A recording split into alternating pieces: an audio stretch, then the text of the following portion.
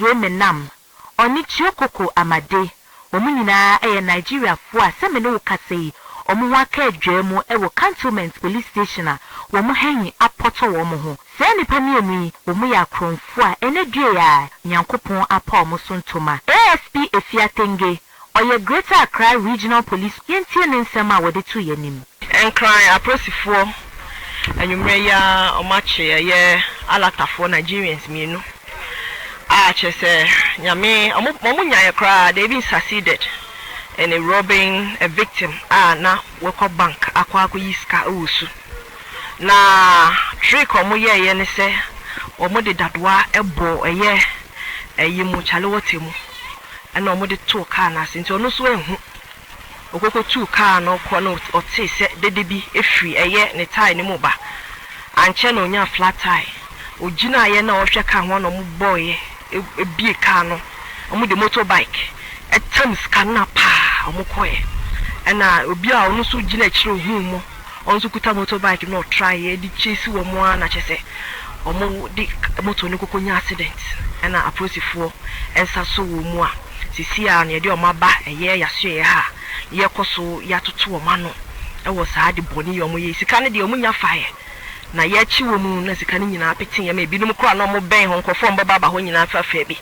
nti ye besre se wo ko bank wo ko financial facility bi wo ko ba bia akwa ye transaction bi etisa na ba bibia asori obabia wonya piepe ye besre so ba mod na hwehwe wankasa wo ka no let us be security conscious obia hwe no ho hwehwe ka na bia na bibi da ho Unya movie car na be wom amanetua na se ho na so mataka nje maga na nyina so bia anye ahwe abrantie Samuel Kamu aye asemi eto no nso ekasai na me ko oyibi ti me do afrikiko traffic light no na traffic light ni so red na me gina ye nje ba green no me move na me say me tire no ye pa nti me park here the nearest bus stop na me ko hwe na mo de chalo tebi atu tire no so na awo me tire no before I me call na me cause situation call na him say almost yes smart on be yi misika no enim ha before me realize say me samba back no that they are riding down the bike so they have gone and somebody just changed them and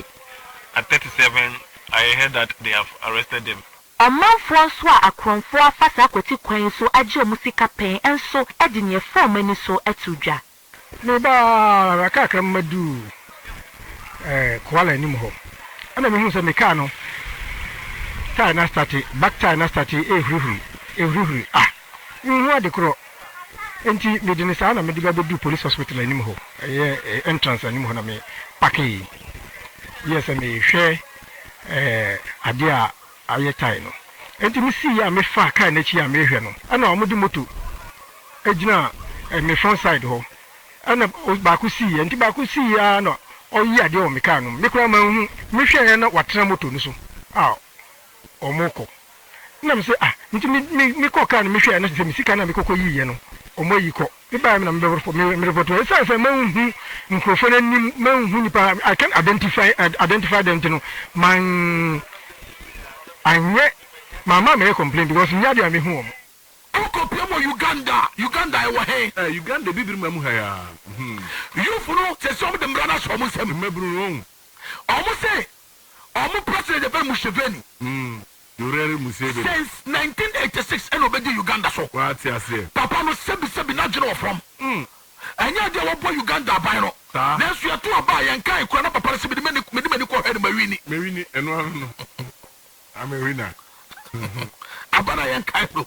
ono to de ni ko was why there Ovura ballot box me hu wini Tenge clear anti Uganda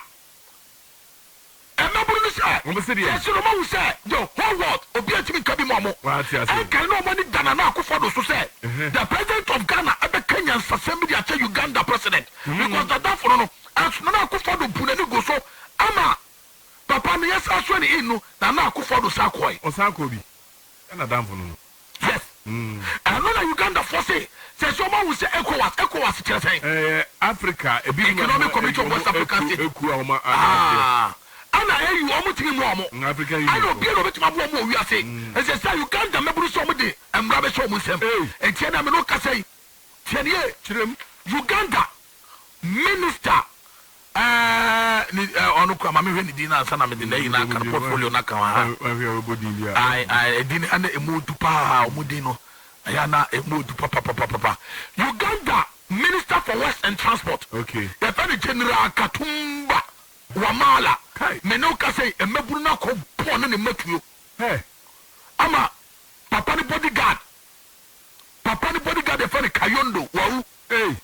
ne driver friend Haruna onu so wu ana papa ni baba the whole Uganda yes no one fe pa the friend Brenda na Tongo onu so maburu tuo kono Brenda na papa ni de no bia ni so wu omo ponu to more than 20 so all soldier never dies etitu na mo ponu no omo di papa ni tumrika sarakatema ejeti ato anodin BBC na report asemo yo ai awu papa no tumrika ekopia mu ewo Malcolm Clinic omo wi na Malcolm Clinic se da bi moja na papa na anodin ana mo di sa kopia mu na Kaseru eho ana mo kwaje papa na nkwa enti General Katumba Wamala awo minister for transport and works there me pajo bebre se se no kase BBC se or the critical condition mo be mo wi na mo the driver the bodyguard and the baba nte car no mo de ko na registration number 84DF2138 eno ana mebunu ko dina bo car mu tuo o mo se se o mo de bra so mo nsem ni be sisi African leaders mu sua nyansa o African leaders mu sua nyansa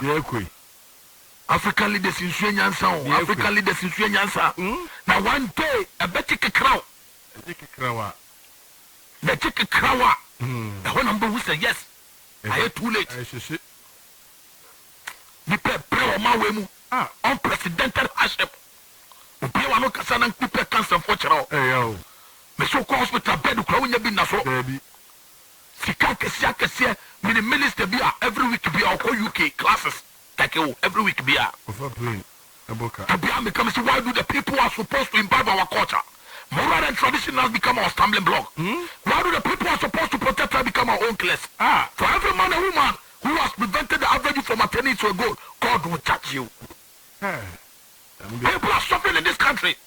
I come the money papa chrono. What you say? I come the money papa when you are sick. What you say? I come the man and you pony pa mebu trim. What you say? What is happening in this country? Yeah, of course we what kind of a useless country are we living in? And you can't mebu and dem rush almost say